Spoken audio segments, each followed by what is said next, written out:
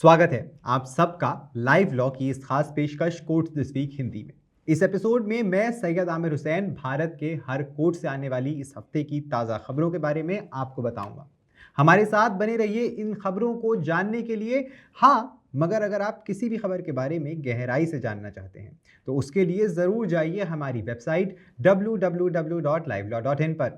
इन सारी खबरों के लिंक आपको नीचे डिस्क्रिप्शन में भी मिल जाएंगे। तो बिना किसी देरी के इस एपिसोड को शुरू करते हैं।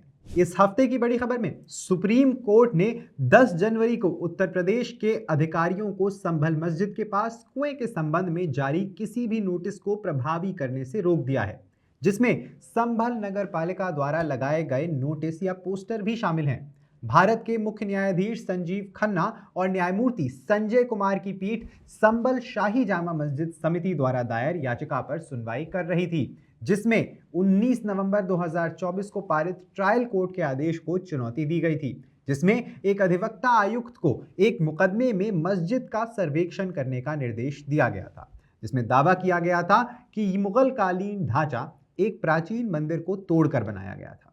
पीठ ने मस्जिद समिति द्वारा दायर अंतरिम आवेदन पर नोटिस जारी करते हुए संभल के जिला मैजिस्ट्रेट यानी प्रतिवादी संख्या 13 को नगर पालिका द्वारा जारी नोटिस को प्रभावी नहीं करने का निर्देश दिया। इस हफ्ते की दूसरी बड़ी खबर में उत्तर प्रदेश के विधायक अब्बास अंसारी को राहत देते हुए सुप्रीम कोर्ट ने 9 जनवरी को एक संपत्ति के संबंध में यथास्थिति आदेश पारित किया, जिस पर अब्बास स्वामित्व का दावा करते हैं, लेकिन 2023 में इसे निष्क्रिय संपत्ति घोषित किए जाने पर उन्हें बेदखल कर दिया गया था। जस्टिस सूर्यकांत और जस्टिस एन कोटेश्वर सिंह की पीठ ने यह आदेश पारित किया। संक्षेप में कहें तो ये मामला अब्बास अंसारी और उनके भाई उमर अंसारी को वसीयत किए गए एक प्लॉट से संबंधित है, जिसे 2023 में प्लॉट को निष्क्रांत संपत्ति घोषित किए जाने के बाद उन्हें बेदखल कर दिया गया था। प्रारंभ में अंसारी भाइयों ने इलाहाबाद उच्च न्यायालय का रुख किया, लेकिन जब अंतरिम रोक नहीं लगाई गई और अधिकारियों ने कथित तौर पर विवादित स्थल पर निर्माण शुरू कर दिया तो उन्होंने 2024 में सुप्रीम कोर्ट का दरवाजा खटखटाया। इस सप्ताह सुप्रीम कोर्ट ने स्वयंभू बाबा आशाराम बापू को अंतरिम जमानत दे दी है, जो गुजरात की एक अदालत द्वारा बलात्कार मामले में दोषी ठहराए जाने के बाद आजीवन कारावास की सजा काट रहे हैं। न्यायमूर्ति एम सुंदरेश और न्यायमूर्ति राजेश बिंदल की पीठ ने 7 जनवरी को आदेश जारी किया, जिसमें आसाराम को 31 मार्च 2025 तक चिकित्सा उपचार लेने की अनुमति दी गई। जमानत की एक प्रमुख शर्त यह है कि आसाराम को जोधपुर जेल से रिहा होने पर अपने भक्तों से नहीं मिलना चाहिए। वो जोधपुर में एक अन्य बलात्कार मामले में सजा काट रहे हैं। आसाराम का प्रतिनिधित्व कर रहे वरिष्ठ अधिवक्ता देवदत्त कामत ने मानवीय आधार पर जमानत के लिए दलील देने के लिए उनकी बड़ी उम्र और दिल के दौरे के इतिहास स्थित गंभीर स्वास्थ्य मुद्दों का हवाला दिया। आसाराम को जनवरी 2023 में अपने अहमदाबाद आश्रम में एक महिला अनुयायी के साथ बलात्कार करने के लिए दोषी ठहराया गया था और आजीवन कारावास की सजा सुनाई गई थी। इस सप्ताह की एक और बड़ी खबर में इलाहाबाद उच्च न्यायालय के न्यायमूर्ति शेखर कुमार यादव को हाल ही में 55 संसद सदस्यों द्वारा राज्यसभा महासचिव को सौंपे गए महाअभियोग प्रस्ताव का सामना करना पड़ा। यह प्रस्ताव 8 दिसंबर को प्रयागराज में विश्व हिंदू परिषद यानी VHP के एक कार्यक्रम में उनके भाषण के बाद आया, जिससे विवाद खड़ा हो गया था। जवाब में महाअभियोग प्रक्रिया को रोकने की मांग करते हुए इलाहाबाद उच्च न्यायालय में एक जनहित याचिका यानी PIL दायर की गई थी। हालांकि न्यायमूर्ति अतउर रहमान मसूदी और न्यायमूर्ति सुभाष विद्यार्थी की पीठ ने याचिका की स्थिरता पर सवाल उठाते हुए इसे खारिज कर दिया।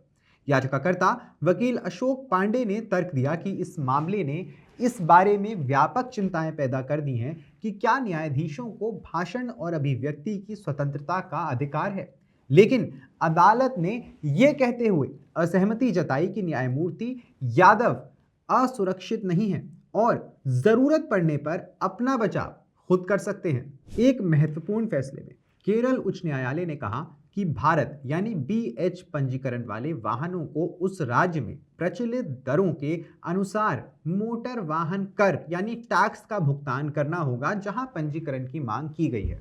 न्यायालय ने माना कि केंद्र सरकार के पास BH श्रृंखला के वाहनों के लिए मोटर वाहन कर की दर निर्धारित करने की शक्ति नहीं है, क्योंकि मोटर वाहन कराधान राज्यों के क्षेत्र में आने वाला विषय है। न्यायमूर्ति दिनेश कुमार सिंह की एकल पीठ ने वाहन मालिकों द्वारा दायर रिट याचिकाओं से के एक समूह में यह महत्वपूर्ण फैसला सुनाया, जो केरल मोटर वाहन विभाग द्वारा राज्य के कर का भुगतान किए बिना बीएच श्रृंखला के तहत अपने वाहनों को पंजीकृत करने से इनकार करने से व्यथित थे। न्यायालय के समक्ष मुद्दा यह था कि क्या केंद्र सरकार अपनी नियम निर्माण शक्ति के माध्यम से मोटर वाहनों पर राज्य द्वारा वसूले जाने वाले कर की दर निर्धारित कर सकती है। Rajiv Gandhi National University of Law यानी RGNUL पटियाला के रजिस्ट्रार डॉक्टर आनंद पवार को यौन उत्पीड़न, शैक्षणिक और प्रशासनिक कदाचार और वित्तीय अनियमितताओं के आरोप में निलंबित कर दिया गया है। निलंबन आदेश में कहा गया है कि उनकी पत्नी ने क्रूरता का आरोप लगाया है और मामला कोर्ट में लंबित है।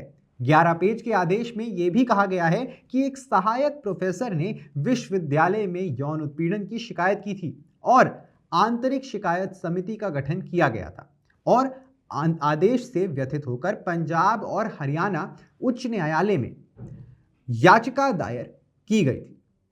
उच्च न्यायालय ने एक अनुकूल आदेश पारित किया और पवार को शिकायतकर्ता को 3 लाख रुपए का भुगतान करने का निर्देश भी दिया।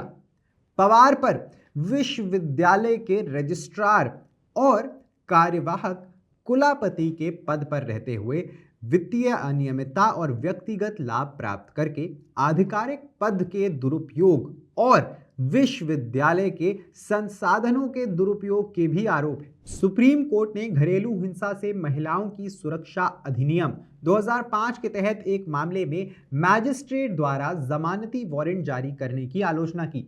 अदालत ने टिप्पणी की कि घरेलू हिंसा अधिनियम के तहत मामलों में जमानती वारंट जारी करने का कोई औचित्य नहीं है, क्योंकि वो अर्ध हैं। जस्टिस संदीप मेहता की बेंच ने मामले की सुनवाई की।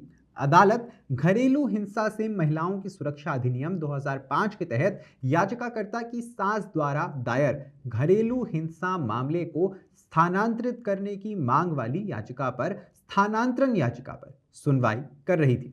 एक और बड़ी खबर में दिल्ली के बार निकायों में महिला वकीलों के लिए आरक्षण की मांग करने वाली याचिकाओं पर सुप्रीम कोर्ट ने स्पष्ट किया कि महिला वकीलों के लिए आरक्षित कुछ पदों पर लगाई गई 10 साल के अनुभव की सीमा कोषाध्यक्ष के पद पर लागू नहीं है। इस मामले का उल्लेख न्यायमूर्ति सूर्यकांत और न्यायमूर्ति एन कोटेश्वर सिंह की पीठ के समक्ष वरिष्ठ अधिवक्ता सोनिया माथुर ने किया था, जिन्होंने प्रस्तुत किया था कि दिल्ली बार निकायों में महिला वकीलों के लिए पदों को आरक्षित करने के अदालत के आदेश के कुछ पहलुओं के स्पष्टीकरण के लिए 2 अंतरिम आवेदन दायर किए गए थे। रिटर्निंग ऑफिसर द्वारा आदेश की गलत व्याख्या की जा रही थी। संक्षेप में कहें तो 19 दिसंबर को कोर्ट ने आगामी Delhi high court bar association चुनावों में महिला वकीलों के लिए 3 पद आरक्षित करने का निर्देश दिया था। कर्नाटक उच्च न्यायालय ने सोमवार को मौखिक रूप से कहा कि वो निकिता सिंघानिया के खिलाफ उनके पति अतुल सुभाष, जो बेंगलुरु स्थित तकनीकी विशेषज्ञ हैं, को कथित तौर पर आत्महत्या के लिए उकसाने के लिए दायर की गई शिकायत को रद्द नहीं कर सकता, क्योंकि शिकायत में प्रथम दृश्य अपराध की सामग्री दिखाई देती है। अतुल सुभाष की 9 दिसंबर 2024 को आत्महत्या से मृत्यु हो गई थी। उन्होंने अपनी पत्नी और ससुराल वालों पर झूठे वैवाहिक मामले दर्ज करके उन्हें परेशान करने का आरोप लगाते हुए एक वीडियो छोड़ा था। एकल न्यायाधीश न्यायमूर्ति SR कृष्ण कुमार ने मामले में आगे की जांच पर रोक लगाने से इनकार करते हुए कहा, ऐसे मामले में शॉर्ट सर्किट जांच का सवाल कहां से आया? आप क्यों नहीं चाहते कि पूरी तरह से जांच हो? याचिकाकर्ताओं ने वकील ने तर्क दिया कि भारतीय न्याय संहिता की धारा 3 भाग 5 के साथ पठित धारा 108 के तहत उकसाने का मामला दर्ज करने के लिए शिकायत में कोई सामग्री नहीं बनाई गई थी। हमें उम्मीद है कि आपको यह एपिसोड पसंद आया होगा। हम लौटेंगे अगले हफ्ते कोर्ट्स दिस वीक हिंदी के अगले एपिसोड के साथ। जरूर सब्सक्राइब करिए हमारे चैनल को, इस वीडियो को लाइक करिए और हमें बताइए नीचे कमेंट सेक्शन में कि आपको ये खबरें जान के कैसा लगा। सिर्फ 89 रुपए में हमारे चैनल को ज्वाइन कर हमें सपोर्ट करिए और बने रहिए लाइव लॉ के साथ। धन्यवाद।